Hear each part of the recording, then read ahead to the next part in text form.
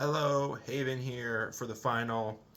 To have this started, you should have the picture in your email open, and we're gonna go down and how it represents my learning. We're gonna break it down. I use my girlfriend as a base uh, for figuration and for portraits. Um, and really, I wanted to make it so it's kind of old fashioned portrait. So I've had a picture of her where she's kind of in a classic pose, and her eyes are directed off in a direction, and clear for the viewer to see that she is the central figure. Um, this makes it very clear, and it just makes it show have the central figure be in figuration representational of person. Um, she's clearly there, and that figuration has a meaning to it. Okay, I colored a skin for one of the aspects of visual uh, literacy. So hues and values, which is like the how dark or light a color is, and I made it blue. I made sure to. It's kind of abstract, and I'm using a lot of rectilinear lines. None of them should be curved or anything like that. They're kind of straight, and that's to also go back to visual literacy about hues, rectilinear lines, representational, which this is. Uh,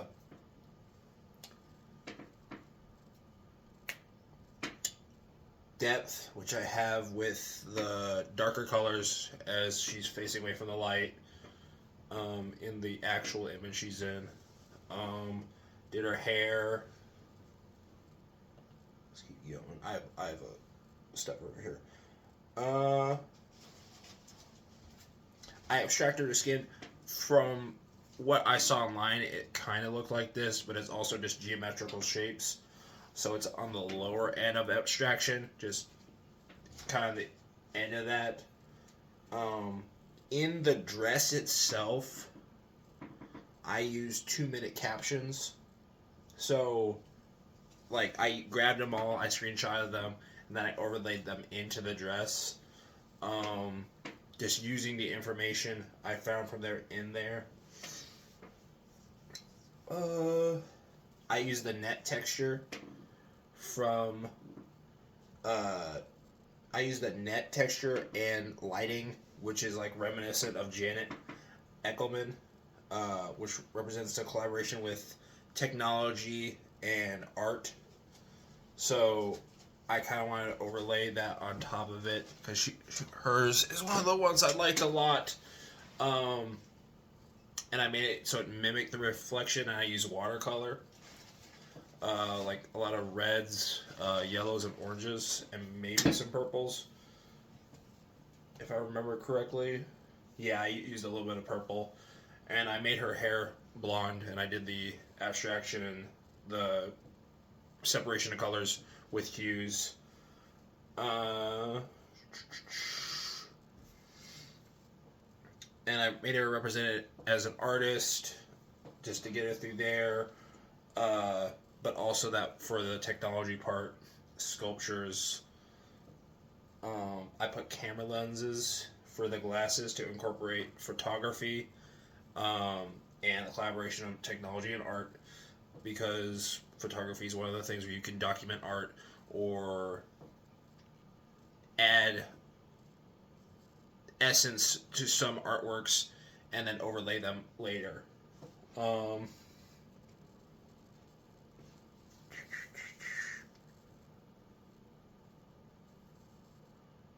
Alright, for the background, it's kind of weird, but I used so Omar Deepak Mercado, which was the guy who died environmentalist with, which is like you need to incorporate art and the environment to gain awareness and for activism because it's a great way to start a conversation.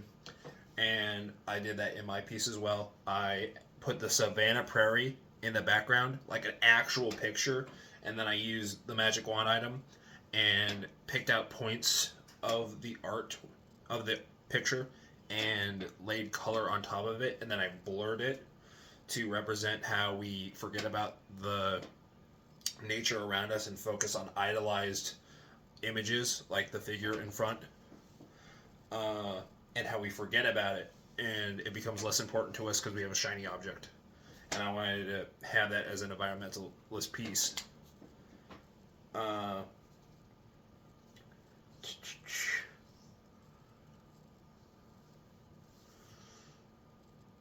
I put auction paddles in the front to represent the art market.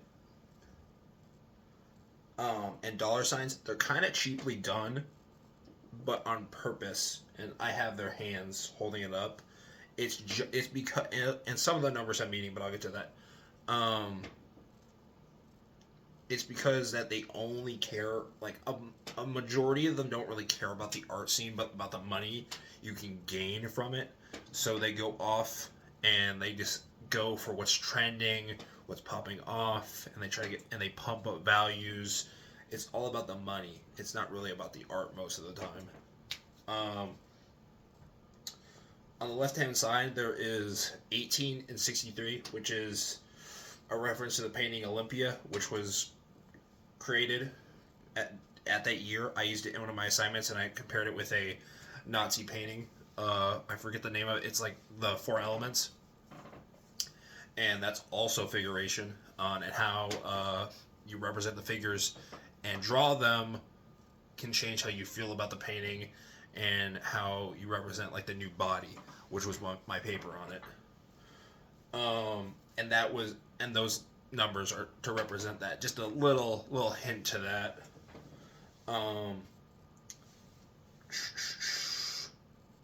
I put two famous and two of my favorite evil AIs. There's Am on the right and Ultron on the left, and I did the same thing as before. I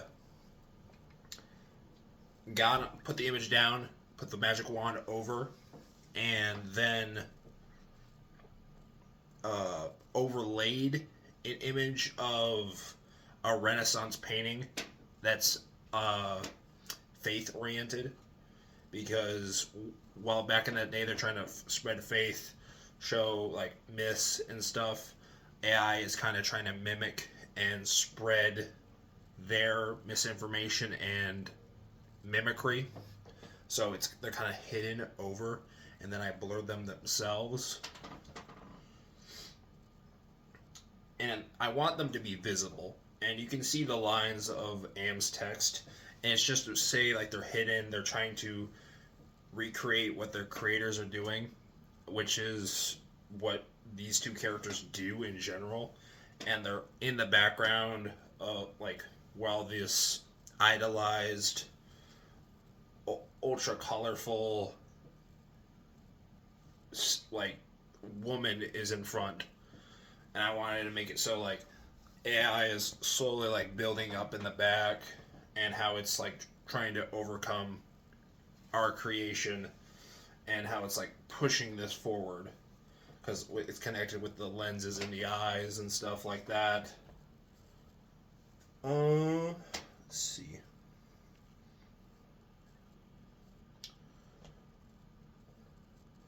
I wanted it to make the message and connect to figuration, technology, and how it can be useful. Or like the collaboration between it and art. The auction. So, technology, visual literacy, the auction for the art market, AI, and environmental. While also talking about, so I said figuration, technology and collaboration,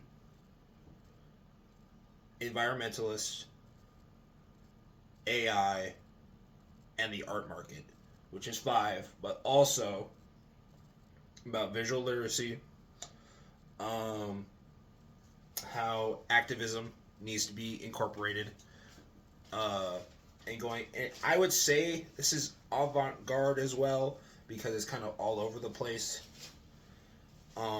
And trying to push outside the box. It's not a traditional painting. I've got a lot of like real imagery in there from other stuff. Different types of painting and getting out of the box while having classical, like a figure there.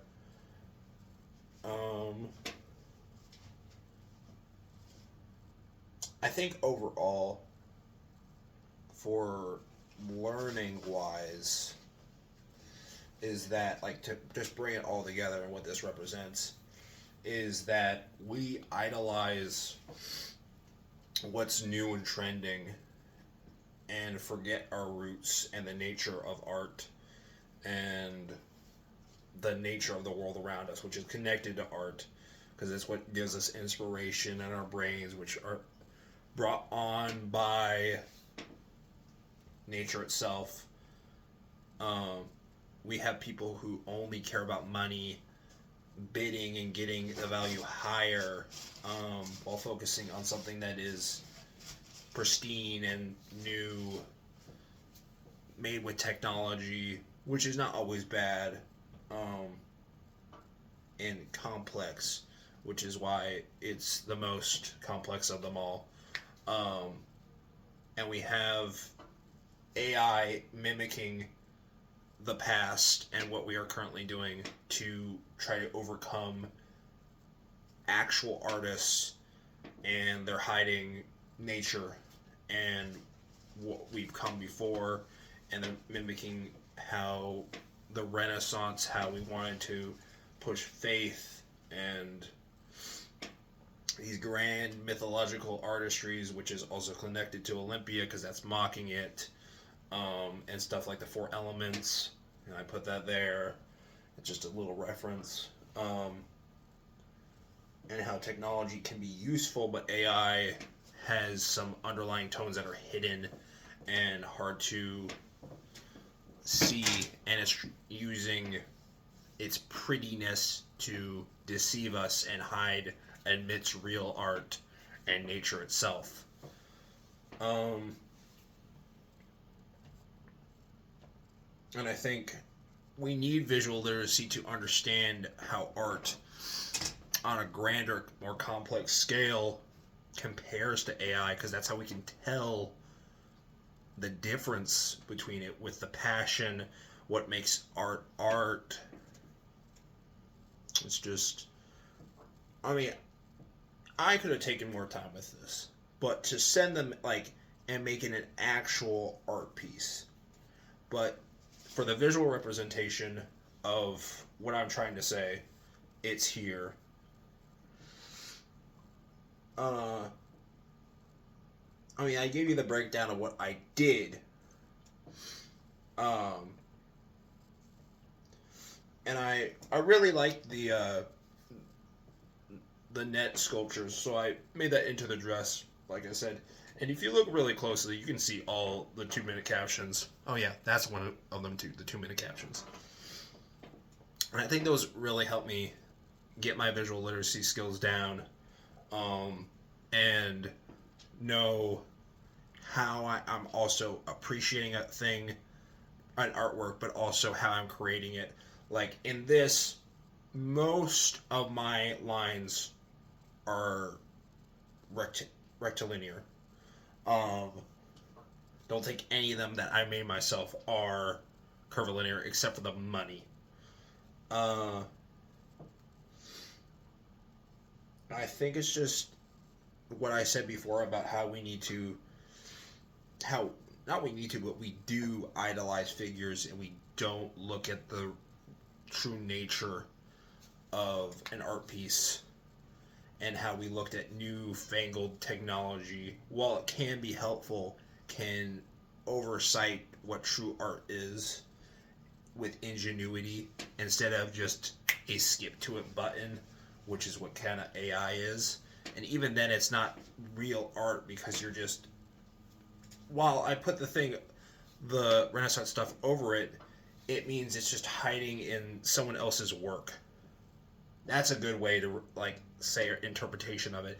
AI is just hiding itself in someone else's work because it never creates it itself. It's just pulling from the internet and what it trains on because it can't create like we can, like nature can, because it's artificial. It doesn't have conscious. It doesn't have a driving life force.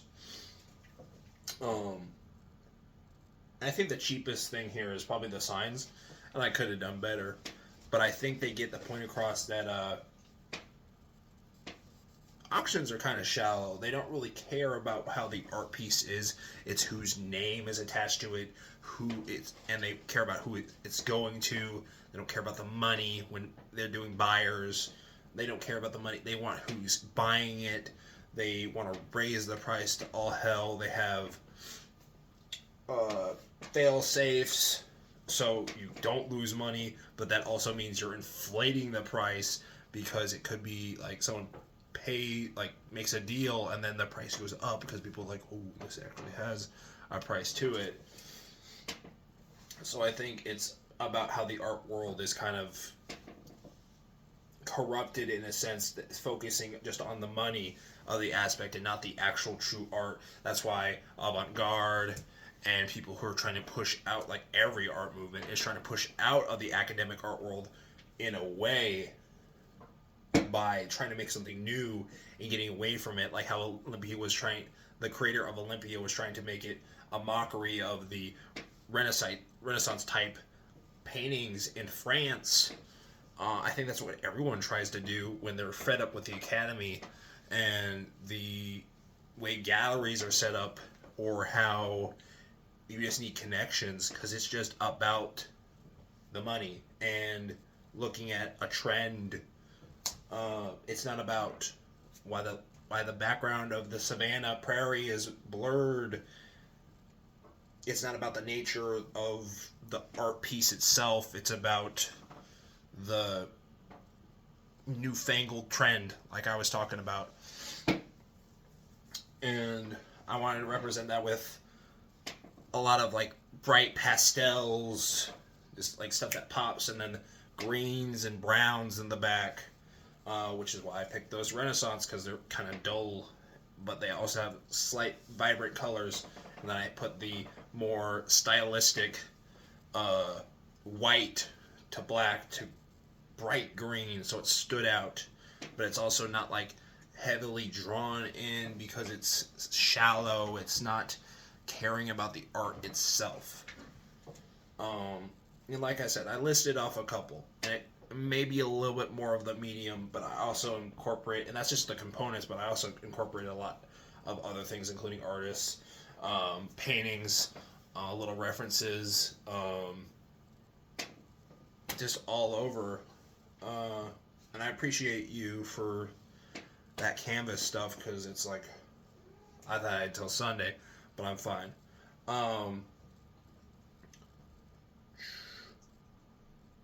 I think I've been pretty clear on what my interpretation of the visual and how I made it. And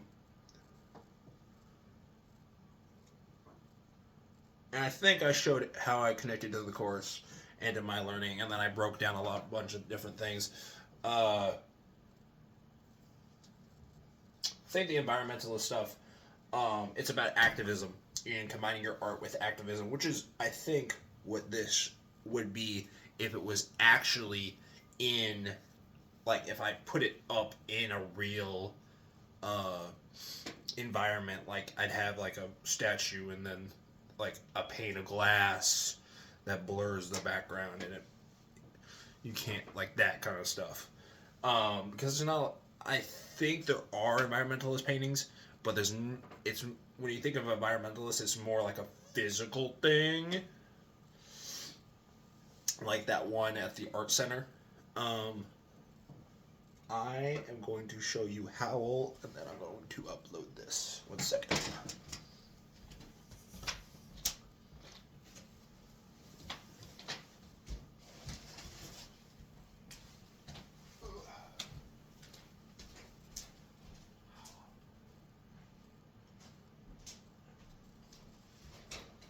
You get a Lila instead. Oh, there's Howl. Ooh.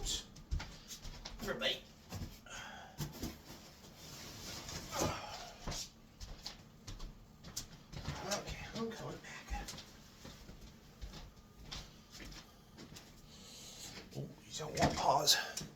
So this is Howell. I just wanted to show you him. He's a good boy. He's like 2 years old, or maybe 1.5. Okay. That's signing off. I appreciate you. I had a good school year, and I think this helped me a lot with. I'm going into psychology.